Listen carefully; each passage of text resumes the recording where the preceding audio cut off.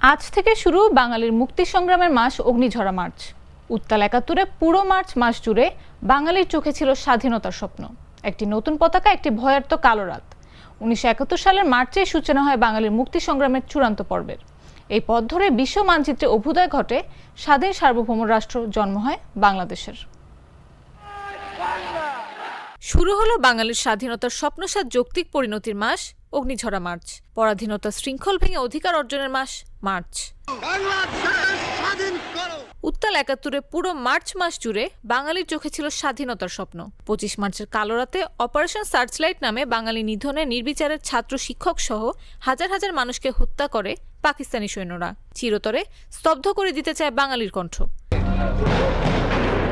বাংলার আন্দোলন সংগ্রামের ঘটনাবহুল ও বেদনাবিধুর স্মৃতি বিজড়িত ৭১-এর ২৬ মার্চ স্বাধীনতার ঘোষণার মধ্য দিয়ে পাকিস্তানি বাহিনীর বিরুদ্ধে দীর্ঘ ২৩ বছরের আন্দোলন সংগ্রামের চূড়ান্ত পর্বে এসে শুরু হয় সশস্ত্র মুক্তিযুদ্ধ।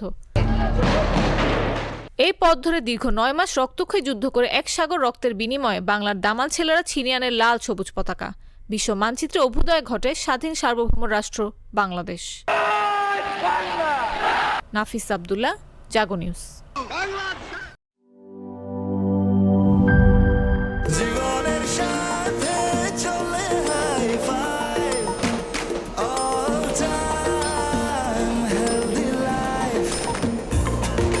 জার্নিতে স্বাস্থ্যকর all time family cake, all time healthy life.